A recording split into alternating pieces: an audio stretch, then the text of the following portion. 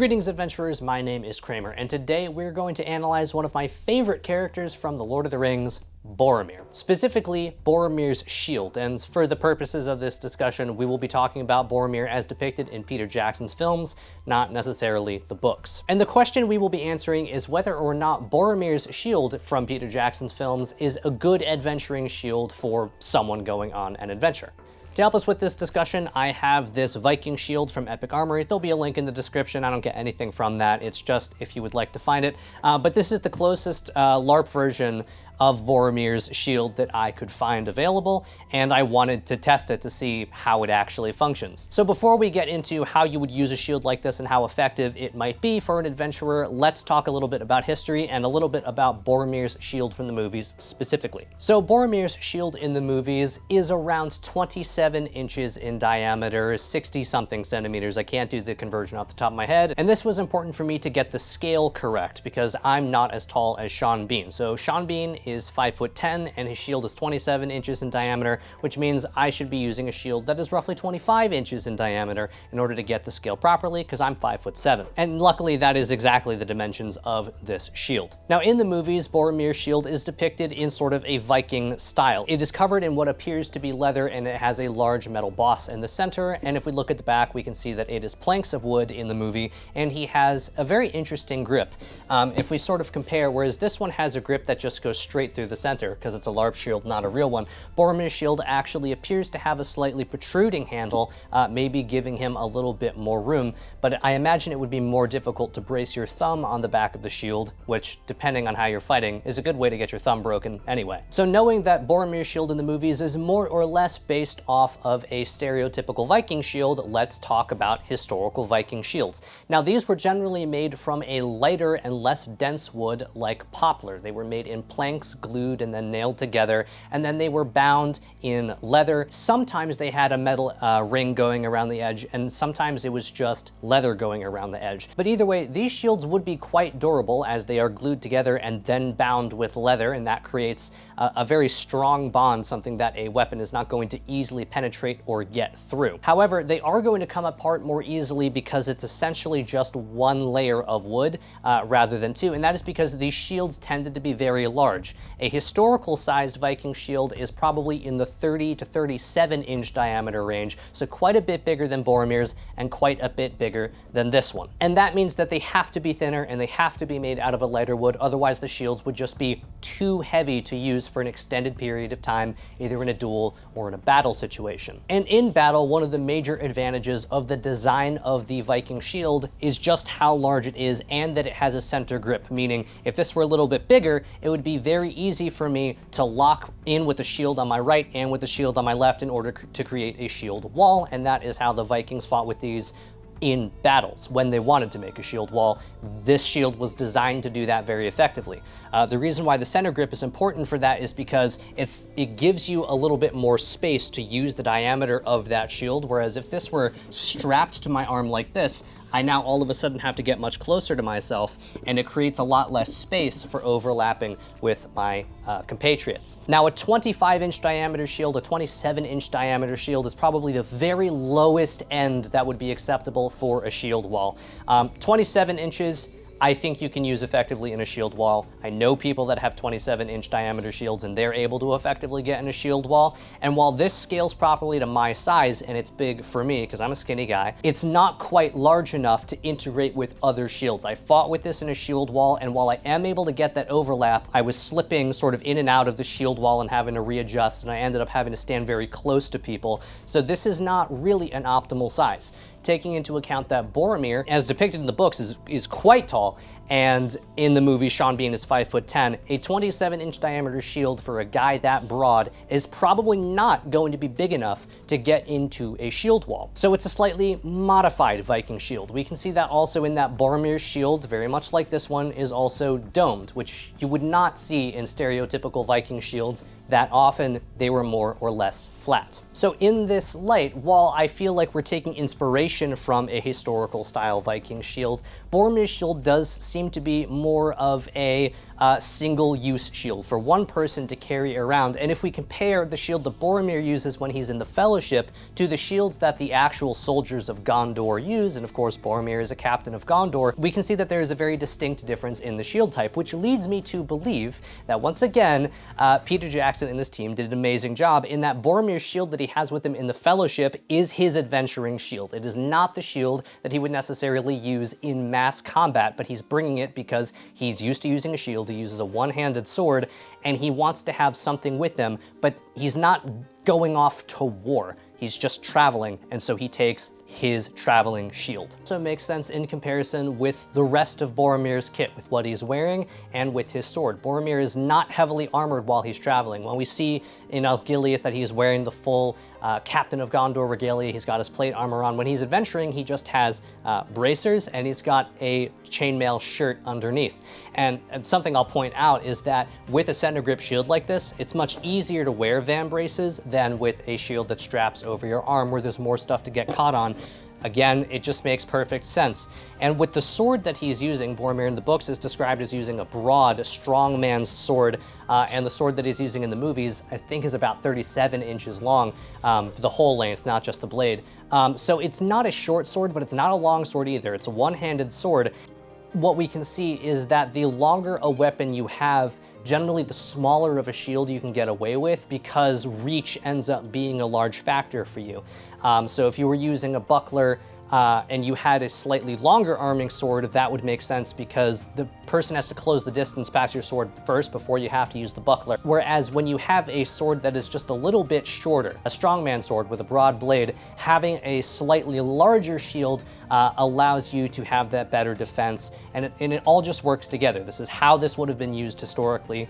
Boromir's sword in the movies is not a replica of any Viking sword, but it has roughly the same dimensions, so it makes sense that he would be using a Viking-style shield too. And a larger shield too, given that he is more lightly armored than he is used to being. He's not wearing his plate, he just has chainmail, and it appears to be a hauberk with short sleeves rather than long ones. So he's pretty lightly armored compared to the type of fighter that he is used to being. It's just a shame he didn't use the shield more often, because I can think of some scenarios where maybe that would have been helpful.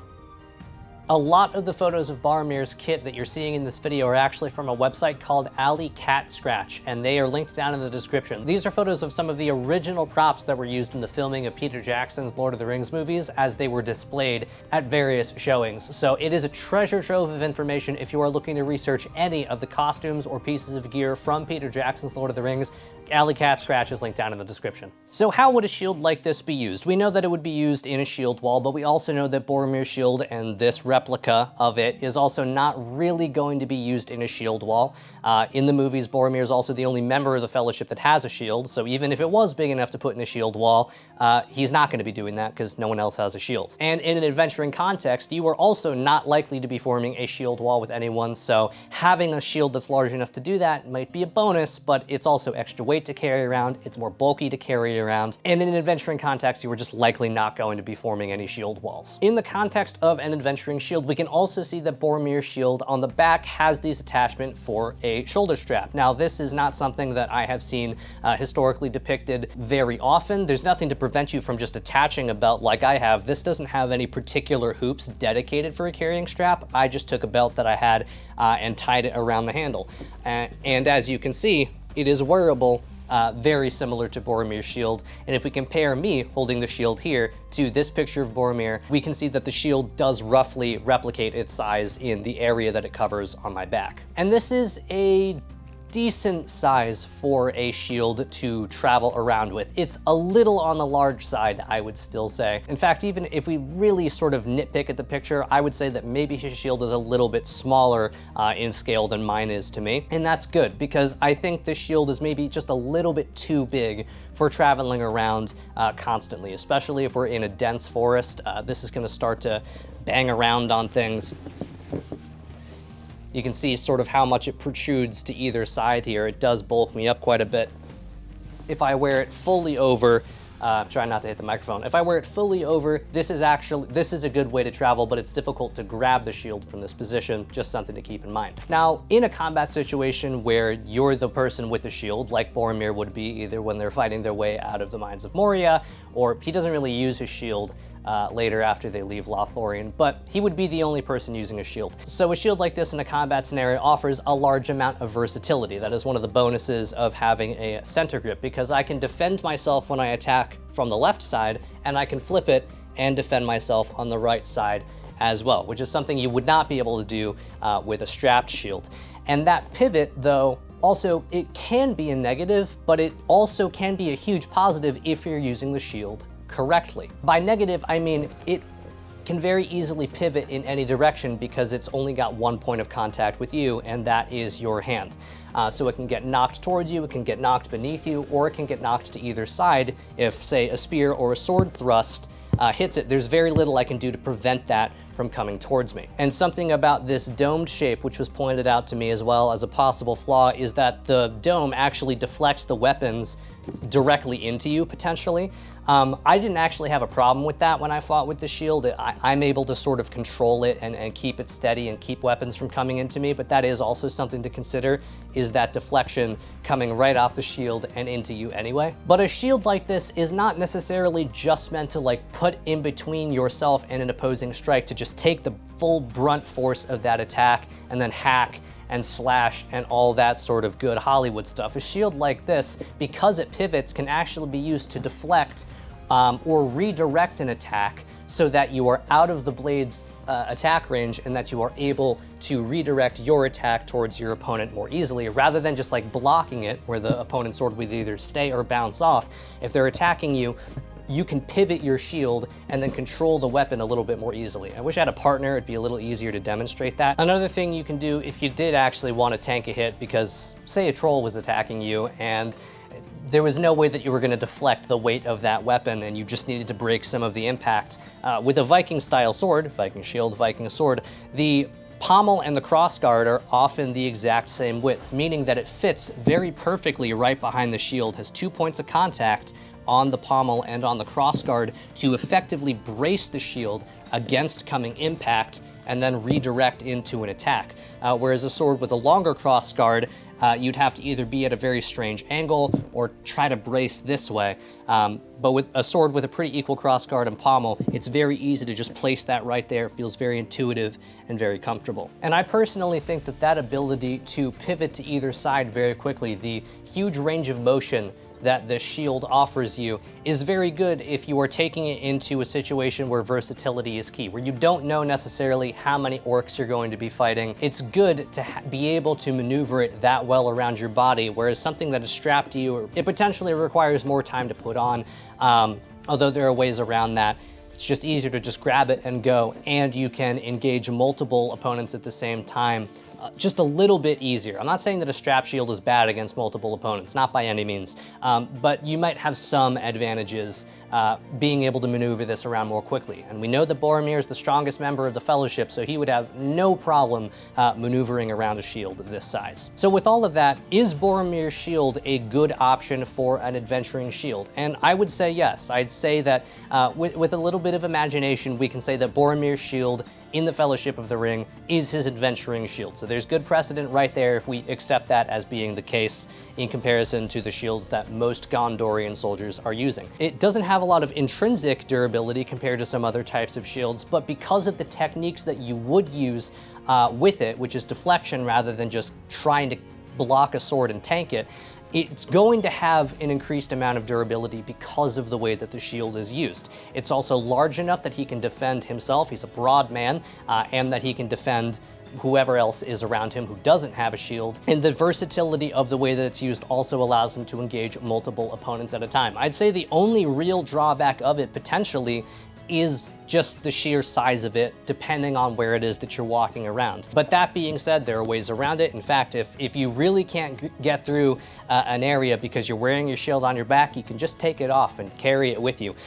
So the size being the only potential drawback, I have used this successfully at a couple of events, and I've used it successfully out in the woods while I'm filming, and it just feels like a good size of adventuring shield. I think anything bigger would be too much. I feel like maybe you could even go a little bit smaller, but I feel safe behind this, despite the fact that it's foam.